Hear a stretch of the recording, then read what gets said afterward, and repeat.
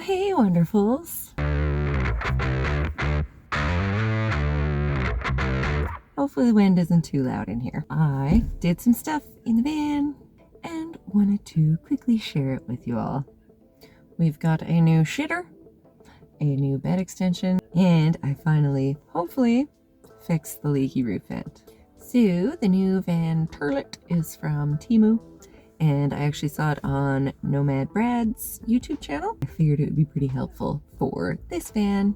I do have another video on the original emergency / van toilet that I made for this van, and I'll leave the link for that in the description. The key thing is the poo powder, which I will be using in the new toilet as well. From the new toilet to the old toilet, they're pretty comparable in size. They can both be stored almost flat. The opening dimensions on the new van toilet are the same as a household toilet, but of course it sits a bit lower and the outside is not quite as big. It's light, but it seems pretty strong, so it could actually double as a stool. It's kind of a stool. I'm sorry.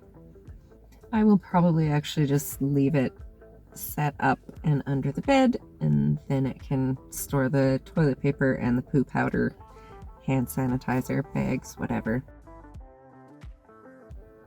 The bed extension has gone through quite a few revisions. It started with just like a loose platform that kind of fit in place between the bed and the counter that was in there at the time.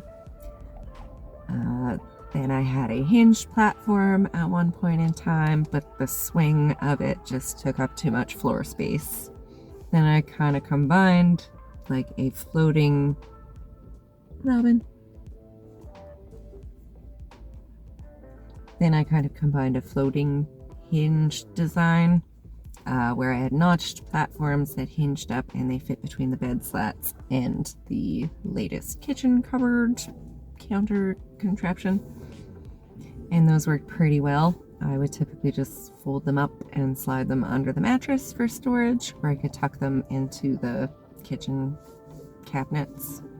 But I wanted something just a little bit smaller when stored and a little more flexible. So I took a cargo net from the dollar store, and originally I grabbed some hooks with safety clasps on them, which I thought would be good so that the net didn't fall out of them. In storage, it's never really gonna fall out of them when there's tension on them from the mattress, but a couple of the hooks actually broke when I was installing them, so I didn't have much faith in those to hold things up. I ended up replacing the hooks with just a bunch of short wood screws. I left a couple of the hooks in the bedside so that when I take the extension down on the counter side, I can just put everything under the bed and it will kind of stay in place somewhat. Then when I want to use it, I can just stretch the netting over the screws and get everything tight and into place, and it will theoretically stay there. The cargo net was just the right size for the bed extension because it's not the entire length of the bed, and it just happened to reach between the bed and the counter just right. I don't know that I would trust a whole lot of weight on it, even though there's a lot of them. They are not very big wood screws, and I did kind of put them close to the edge of the wood, so it could potentially just crack and take the whole edge of the support right off. But in theory, that section of the bed is just for my dog anyway, so hopefully it will hold and do what it needs to do. So far, it's already come in handy to be able to take down part of the bed extension and flip that bit of the mattress up just so I can fit larger things into the van. And it's a pretty quick setup and take down, so I'm happy about that.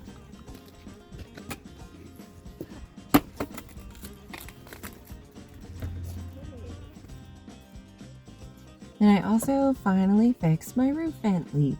My roof vent has been leaking for some time now, but I did receive some excellent motivation from a super awesome wonderful, so I needed to make sure I wasn't having any more water leaking in my roof.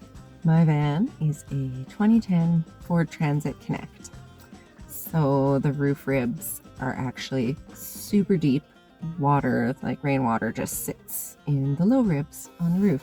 There's some rust issues up there to begin with. Then I installed my roof vent over top of 3 of the low ribs, and when it rains, those fill up with water and it just sits there. And it eventually found its way through the membrane tape that I had used to install my roof vent. So I had water leaking in anytime it rained or anytime the snow on top of the van melted. I'm probably going to piss the internet off a little bit here, but I didn't repair the entire roof. I only fixed the one back edge of the roof vent, and I'm calling that good for now. I took the old membrane tape off, and it was a watery, rusty mess underneath, with the tar left over from the membrane tape added to that. And that's about the point where I decided I was only going to do the back edge, because doing the entire roof would be a much bigger, much longer job. So I sanded, cleaned, and painted just the parts that the new roof vent flashing was going to seal to. Did my best to form up said roof vent flashing with some scrap metal and none of my sheet metal tools, because apparently I don't have those anymore. So I made do with some random aviation shears, some wide mouth vice grips, and an adjustable workbench as my brake.